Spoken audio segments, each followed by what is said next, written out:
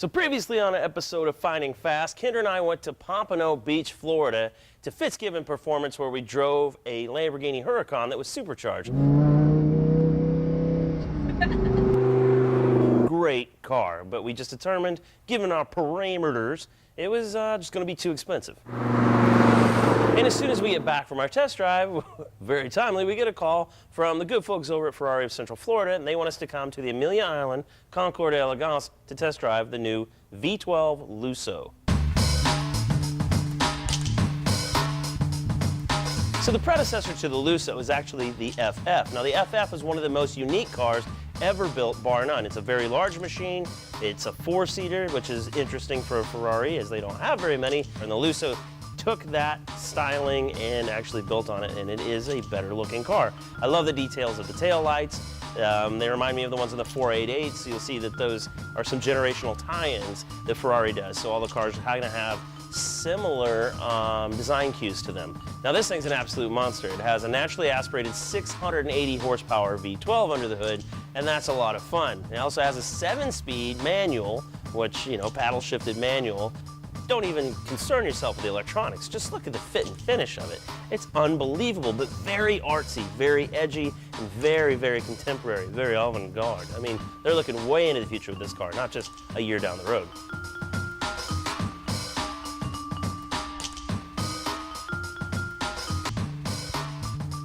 Oh, and by the way, they didn't just invite us up to look at it. They gave us an hour-long test drive in it.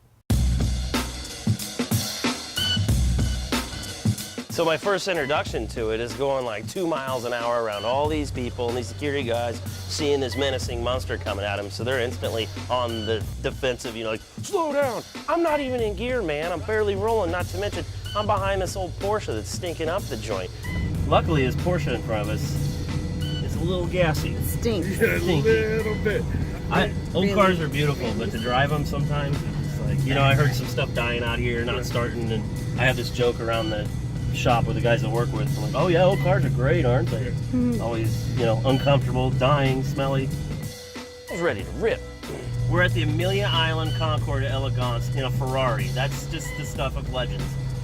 Ferrari has taken the field out here many times, so this is a very appropriate machine to be in. I'm with my buddy Brian from Ferrari. We're gonna hit a left here. Hey! Hit a left here. You're interrupting me. I'm trying to talk over here, Brian. Turn signals in this thing. All right, here we go. So this thing's a technological monster. I mean, it wants to do everything for you. It's got screens on screens on screens. We even have a passenger display screen on your right side. What? Yes. Get you involved over there. Get you a little involved. Isn't this a steering wheel from fighter jets? Looks like what is it, Menonito or Menonette? Yeah, man. Yep, there it is.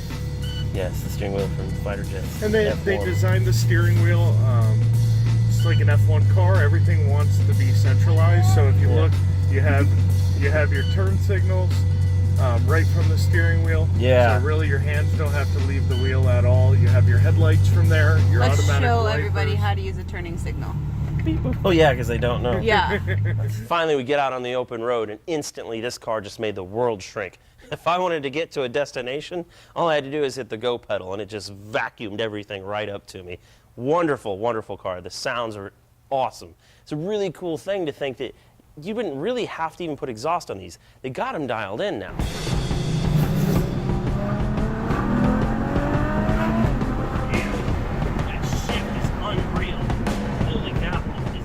So watching the speedometer in the car is comical because it's digital. So at first it's like 1, 2, 3, 4, 5, 6, 7, 8, 9. It's trying to go in sequence, and then all of a sudden it just starts jumping by blocks of 10, 20, 40, 60, you know, and then the whole front end raises up like a dragster. It feels like it's carrying the front tires on that car. Oh, he must be test driving that Dodge. Yeah, doing the same thing. Yeah. She is such a smartass.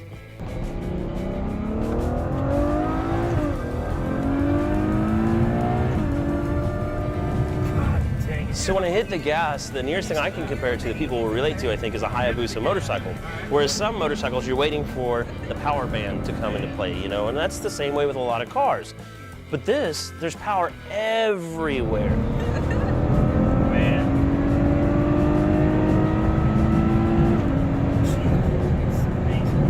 But the thing was totally in control, very planted, and the brakes would not give up on that thing. So I was a little disappointed. I was getting on the brakes a little too early, I think. The trip was totally worth it. I mean, what an honor to be invited to drive a brand new car with that little prancing horse in the middle, and not something that is popular.